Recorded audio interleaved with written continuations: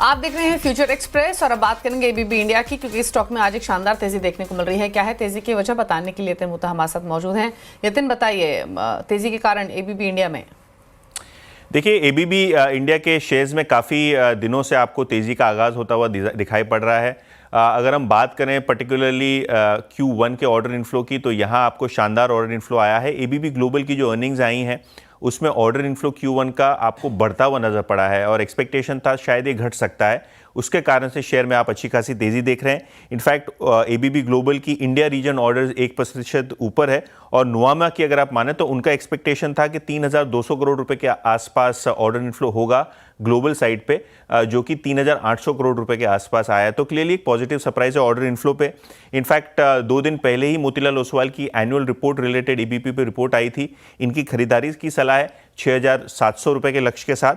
अगर हम पर्टिकुलरली बात करें तो एबीबी ने इनके जो एनुअल रिपोर्ट है इसमें पर्टिकुलरली गाइड किया है कि जो टियर 2 सिटीज़ हैं इस पे फोकस रहेगा, हाई वैल्यू ऑर्डर्स पे फोकस रहेगा और जो हाई ग्रोथ सेगमेंट्स हैं खास करके ऑटोमेशन में यहाँ फोकस बढ़ता हुआ नज़र पड़ेगा।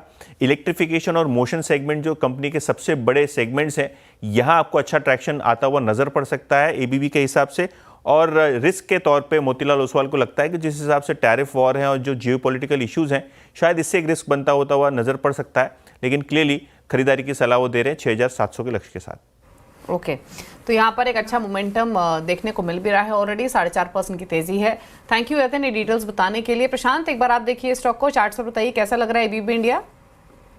जी डेफिनेटली दीपाली, इनफैक्ट कल सुबह से ही इसने काफी अच्छे मूव्स दिखाना शुरू किया था और मुझे लग रहा है कि अभी एक ब्रेकआउट ऑलमोस्ट कंफर्म हो रहा है बैक बाय वॉल्यूम। तो यहाँ पे लॉन्ग रहने की सलाह होगी, बट अप्रोच जैसे मैंने कहा इन स्टॉक्स में जहाँ अच्छा ब्रेकआउट आ रहा है, पोजिशनल अप्रोच रखना एक बेहतर रणनीति होगी। तो करीबन 5,500 के नीचे स्टॉप लॉस रख के लॉन्ग लगे। मुझे लग रहा है ये जो ब्रेकआउट आया है ये आपको कंफर्टेबली 5,900 6,000 के लेवल दिखा सकता है। सो अप्रोच पोजिशनल रखना चाहिए। ओके, थोड़ा पोजिशनल अप्रोच रखें। मोमेंटम तेजी का ही बनता हुआ दिख रहा है। दिन के ऊपरी स्तर पर ऑलरेडी ये 5631 पर कारोबार कर रहा है ये स्टॉक ऑलरेडी। तो यहाँ पर एक मोमेंटम बना हुआ है। लेकिन चलिए कुछ और स्टॉक्स पर राय ले लेते हैं और कुछ ट्रेड्स लेकर आते हैं जो कि आज मोमेंटम में हैं। इनफैक्ट हमने दिग्गज स्टॉक्स तो देखे हैं ही। बैंक्स में काफ़ी अच्छी बैंक देखने को मिल रही है आज के सेशन में। रिलायंस काफ़ी अच्छी परफॉर्मेंस दिखा रहा है आज के कारोबार में।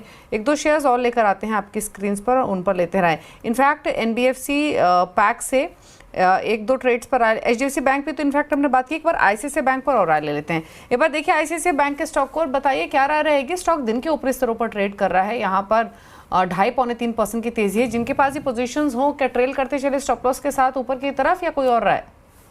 तो दीपाली ये मैंने सिलेक्ट किया हुआ है हमारे आगे के डिस्कशन के लिए। इनफैक्ट ये मोमेंटम में है, तो डेफिनेटली इसको पोजीशन कैरी करनी चाहिए। और यहाँ से मुझे लगता है कि आपका जो स्टॉप लॉस होना चाहिए सिस्टम में वो करीबन 1370 के नीचे 1368 1365 ये होना चाहिए। ये ब्रेकआउट सस्टेन करे तो आपको 1430 1440 तक के लेवल्स बहुत कंफर्टेबली नजर आ सकते हैं। ओके, तो आईसीआईसीआई बैंक दिन के ऊपरी स्तरों पर ट्रेड करते हुए दिखाई दे रहा है। इस समय 1393 पर ट्रेड कर रहा है ये स्टॉक। चलिए रुक रहे हैं एक ब्रेक के लिए। ब्रेक के उस पर लेकर आएंगे आज का सस्ता ऑप्शन। जल्द वापस आते हैं।